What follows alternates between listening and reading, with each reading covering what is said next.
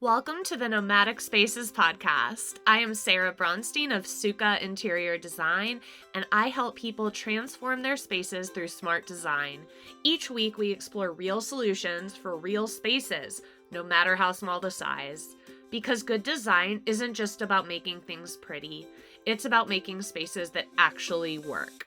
Hello, friends, and welcome back to another episode of the Nomadic Spaces podcast. Today's episode is a little bit different. I am going to be breaking down the behind the scenes of what a day in the life of an interior designer and real estate agent looks like. So if you've ever wondered what one does day to day, I'm going to kind of break down a typical day from start to finish. As an interior designer and realtor, my day is not as structured and there isn't as much steady routine as in other jobs. Each day brings a new set of challenges and opportunities where creativity and strategy and market knowledge intersect. It's a really dynamic combination that always keeps me on my toes. I love balancing the aesthetics with functionality and, in the end, helping clients either make or find their dream home, all while ensuring that they have a space that really reflects their personality and lifestyle and meets their property goals. So if you've ever wondered what a typical day looks like for someone in my shoes, this post will give you a little inside look. From the moment I wake up to when I close my laptop at the end of the day-to-day of my job varies and always keeps me on my toes. It's not just about picking paint colors or staging a home or going to a listing. It's about really deeply understanding each of my clients' specific needs and then delivering a space that works for them, both as a home and as an investment. Morning. The day usually starts early. I'm usually up by 7 or 8, and I always begin the day by taking my sweet dog Elvis out for his little morning walk. Whether I'm working with a buyer looking for a new home or a client that's hoping to transform their space, I kick off every day with my morning routine, which includes fixing my Nespresso latte, usually listening to a podcast, and journaling for at least 30 minutes. Once I finish setting my daily intentions, I start reviewing my calendar and to-do list. I go over emails, I check in on any ongoing projects, and just try to set the tone for the day. Each day, I try to have 1 or 2 tasks that I must get completed. A well-planned morning helps me stay on top of the many moving pieces in both of my real estate and design worlds. As a real estate agent, I might start by reviewing the listings I'm working on. This means checking for any new properties that have hit the market. I might have to review contract updates or counter offers, and I'm preparing for any showings or meetings I might have that day. It's a balancing act, helping clients navigate the housing market while also making sure design ideas are being brought to life seamlessly. Once I am caught up on any real estate to-dos, I focus on my design business. I've had my design business longer, so often there's just more day-to-day work to do in my design business. This looks different depending on what's going on. It could mean I'm finalizing design plans for a space. Maybe I'm coordinating with contractors to make sure projects are on schedule. Maybe I'm following up on delayed deliveries. I also produce a weekly design blog and weekly episodes of this podcast, as you know, and those require a lot of time and effort, which I use a batching content calendar for. I also batch social media content on a smaller scale for my Instagram and Facebook and LinkedIn. Batching includes mass writing, production, filming, and scheduling from anywhere for 2 to 6 months at a time. The morning is my time to ensure everything is organized and that both my design and real estate clients have what they need and that I know what my goals are for the day. Imagine transforming your space in just 30 seconds without spending a single dollar. It sounds too good to be true, right? But that is exactly what my minute-by-minute home refresh guide helps you do. Whether you're a busy professional who needs a bedroom refresh or you're looking to update multiple properties, this guide breaks everything down into simple, timed steps. Start with one room, see the transformation, and then easily scale it to your whole house. Ready to refresh your space? Use the link in the show notes to download the free guide now.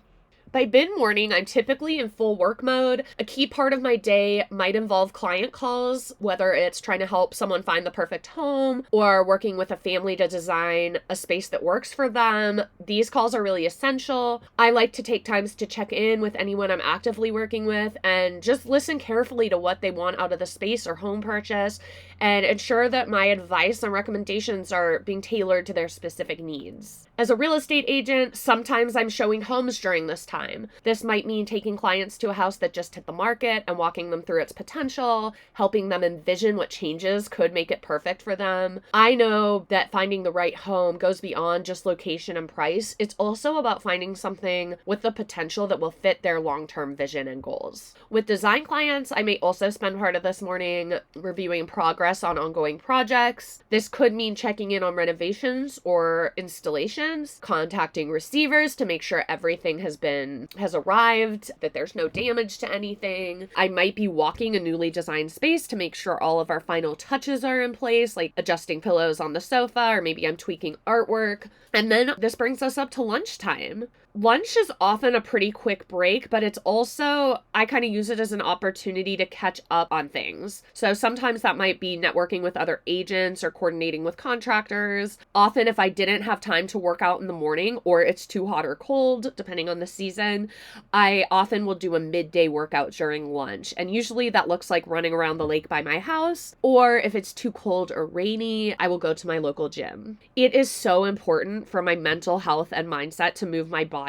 So I really try to do this every day, unless my schedule is just too busy, but I really try to prioritize it. I really love working out earlier in the day if possible, because it shifts my mindset to I can do this no matter what challenges I face. And it's just a really nice mindset to have throughout the day. But again, even if I do it at lunch, it helps me get through the rest of the day in a much better headspace. In the afternoon, I often have site visits scheduled for either real estate or interior design clients. In real estate, this could look like viewing properties with buyers, or maybe I'm meeting a seller to discuss how to prepare their home for sale. When I stage a property, I'll walk the room, evaluating what the furniture will stay, what should get replaced, and where improvement should be made. The goal on this is always to make the home feel inviting and appealing to potential buyers. When it comes to the design side, I might be finalizing floor plans for a living room renovation or reviewing 3D renders with a client. This is the part of the day where I put all the pieces of the puzzle together, whether I'm creating mood boards for a new design or coordinating logistics of an ongoing project. Often it also means checking on furniture deliveries, deciding on custom pieces, or evaluating material options. I actually really enjoy this part of the day because it's when I get to see like the most tangible progress. If I'm adding final touches to a client's home staging or seeing a room come together with new furniture, it just feels like really rewarding. And for me, the beauty of being both an interior designer and a real estate agent is that I get to see how homes evolve in real time, watching design increase both function and market value. In the late afternoon, as the day's coming to a close, I often find myself in follow-up mode. I want to make sure that I've checked my few to-dos off the list. I want to make sure all my clients are on track with their decisions, answer any lingering questions, confirming next steps. I don't want anyone to feel like I'm leaving them hanging. So in real estate, that could be going over contracts or negotiating terms. For design clients, it could mean discussing changes to design plans because something's out of stock, or maybe we're finalizing orders. During this time, I might also be doing some creative work on my own, whether I'm drafting new design plans or creating my marketing content or working on color schemes and layouts. The late afternoon is where I focus on the details that really make the space unique. For both real estate and design, this is the time to ensure everything is on schedule. Again, that no one is feeling neglected or that they didn't hear back from me, and that there are no loose ends before I might try to wrap up for the day.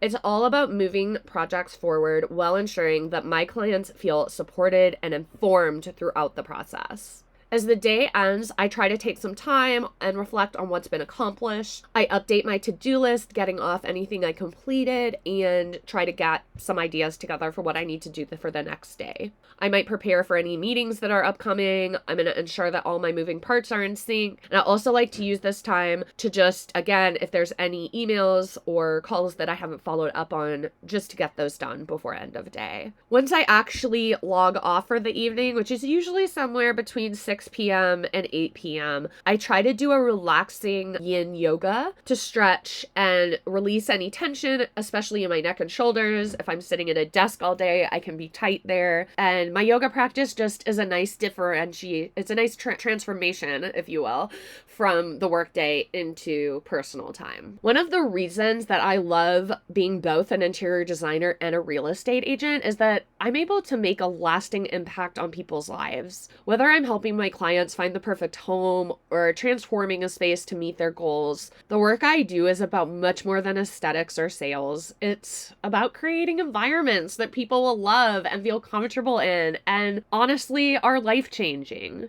If you are thinking about making changes to your space or need help navigating the Asheville real estate market, I would love to help. With my experience in both fields, I can offer you a holistic approach that will get you the outcome you want.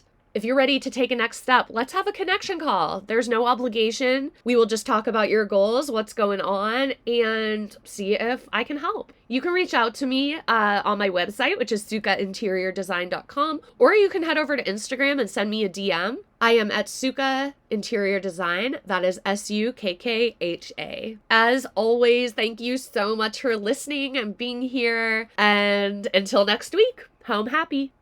Thank you so much for joining me on another episode of the Nomadic Spaces podcast. But here's the thing, listening to podcasts doesn't transform spaces. Taking action does. Are you ready to turn these ideas into a reality? If so, book a connection call now at sukkainteriordesign.com or using the link in the show notes. If you found value in today's episode, please consider subscribing, sharing, and reviewing this podcast. I'm signing off, but I'll see you next week with more real solutions for real spaces.